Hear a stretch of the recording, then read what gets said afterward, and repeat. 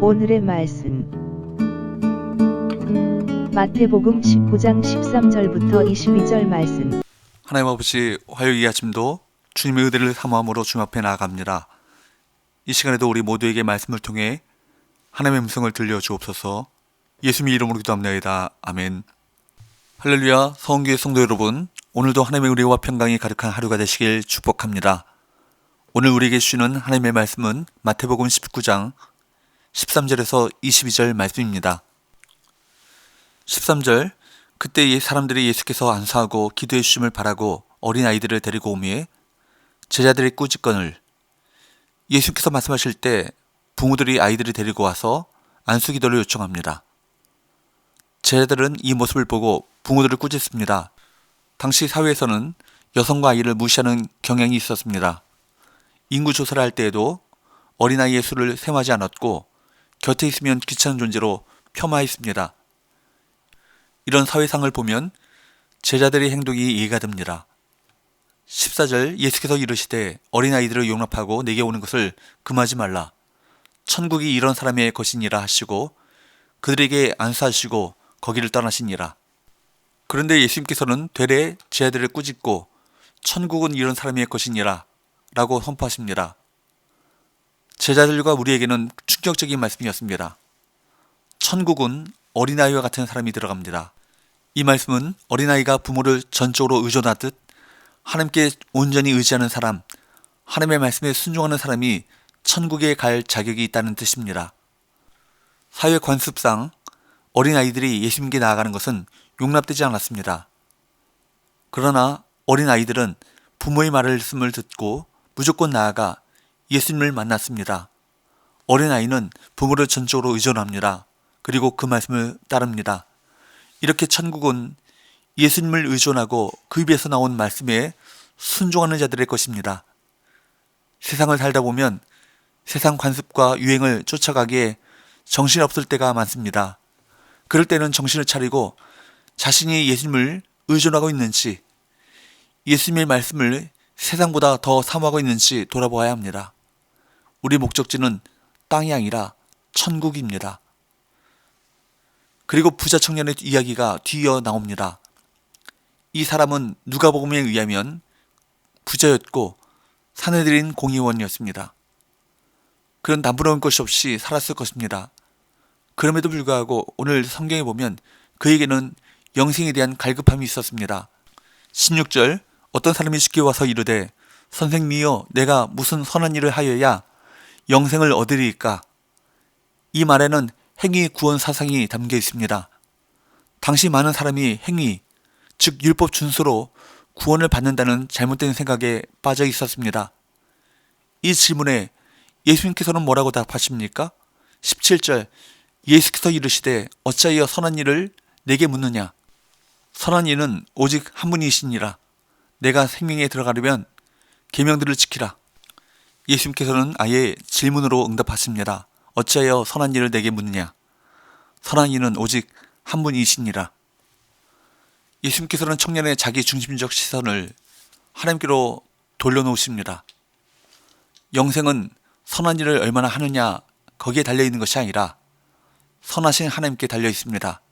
여기서 예수님께서는 자신이 하나님과 동등하심을 부정하시는 것이 아니라 모든 선의 근원이자 궁극적 척도이신 하나님께로부터 모든 율법이 나왔음을 상기시키시는 것입니다. 여러분, 인간은 제 아무리 선한 일을 하고 율법의 모든 조항들을 지켜도 선해질 수 없습니다. 죄성을 갖고 태어났기에 어떤 행위로도 영생을 얻을 수 없습니다. 그래서 선하신 분은 오직 하나님 한 분이라고 예수님께서는 단정하여 말씀하신 것입니다. 그리고 계명들을 지키라고 명령하십니다. 그러자 청년이 이렇게 답합니다. 20절, 그 청년이 이르되 이 모든 것을 내가 지켰사온데 아직도 무엇이 부족하니이까. 그러자 예수님께서는 이렇게 도전하십니다. 21절, 예수께서 이르시되 내가 온전하고자 할진대 가서 내 소유를 팔아 가난한 자들에게 주라.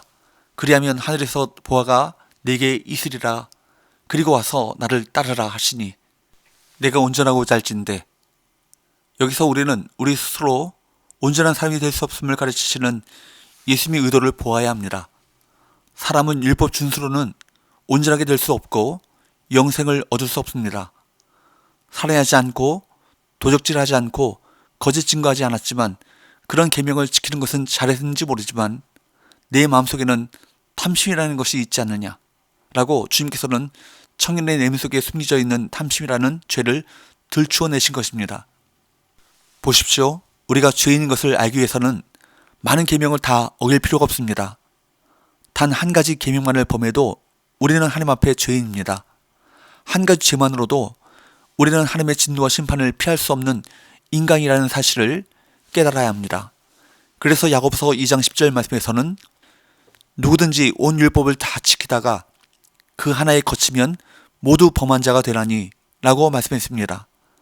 단 하나의 계명을 범하는 것, 단 한 번의 거짓말로도 우리는 하나님 앞에 죄인이고 하나님의 진노 앞에 서야 합니다. 여기에 나타난 주님의 말씀은 분명합니다. 재산을 자기 수중에 움켜쥔 채로는 영생을 얻을 수 없다는 것입니다. 하나님과 재물을 동시에 섬길 수 없습니다. 땅의 것을 쥐고 있으면서 동시에 하늘의 것을 얻을 수 없다는 말씀입니다. 영생을 얻기 위해서는 세상에서 나와 우리의 모든 것 되시는 예수님을 구원자로 만나야 합니다. 세상에 한 발을 그리고 하나님 앞에 한 발을 둘 수 없습니다. 주님께서 이 청년에게 소유를 팔라고 하신 것은 이 청년은 재물에 집착하고 있었고 재물이 그의 인생의 우상이 되어 있었기 때문입니다. 이 부자 청년은 결국 재물이 많음으로 근심하여 떠납니다. 여기서 주님께서 청년을 향해 모든 소유를 버리라고 말씀하시는 도전을 일반화시켜서는 안 될 것입니다. 예수님께서는 삭개오에게 모든 것을 버리라고 요구하지 않으셨습니다. 여기서 문제는 재물 자체에 있는 것이 아니라 하나님보다 돈을 사랑하는 마음, 거기에 있기 때문입니다. 삶의 모든 부분, 특별히 재물에 대한 부분은 우리 자신을 위해서가 아니라 하나님을 위해 사용하고자 하는 경우에는 유혹에 빠지지 않습니다. 제자의 길은 우리 삶의 질서를 하나님 중심으로 다시 세우는 길임을 잊지 말아야 할 것입니다. 오늘 본문은 천국에 들어가는 자의 자격을 보여주기 위해 어린아이와 부자 청년을 대조하고 있습니다. 부자 청년은 재물을 의지하고 예수님의 말씀에 순종하지 않았기에 천국에 가지 못합니다. 반면 어린아이와 같은 사람은 전적으로 주님을 의지하고 말씀에 순종하여 천국에 갑니다. 천국은 예수님을 의존하고 그 말씀에 순종하는 자의 것입니다. 사랑하는 여러분, 정말 영생을 얻길 원하십니까? 그렇다면 예수님 외에 다른 끈을 끊을 수 있어야 합니다. 혹시 여러분에게는 하나님 대신에 붙잡고 있는 끈은 없습니까? 그것을 놓으면 도저히 살 수 없는 것 같은 것은 없습니까? 혹시 돈과 재산을 하나님보다 더 신뢰하고 살고 있지 않은가 묻고 있는 것입니다.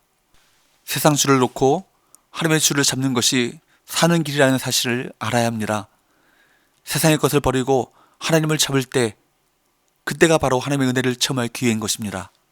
그러므로 만약 오늘 우리에게 우리 재물에 대한 애착이 주님께 나아가지 못하도록 방해하는 장애물이 된다면 우리는 그 욕심을 버려야 합니다. 만일 우리의 권세에 대한 집착이, 욕망이, 자만심이, 세상 자랑이, 이기심이 천국의 장애가 된다면 우리는 과감히 그것을 버려야 할 것입니다. 세상의 헛된 우상을 버리고 오직 예수님을 최고의 가치로 여기고 그분을 따르는 저와 여러분 되시기를 주님으로 축복합니다. 기도합시다. 하나님 아버지, 어린아이와 같이 전적으로 주님을 의존하고 말씀에 순종하는 믿음을 주옵소서. 혹시 우리 안에 주님을 따르는 데에 걸림돌이 되고 있는 것이 무엇인가를 늘 살피게 하셔서 우리 안에 헛된 우상을 내려놓고 오직 주님만이 참된 주인 되어지는 삶을 살게 하여 주옵소서. 예수님의 거룩하신 이름으로 기도합니다. 아멘.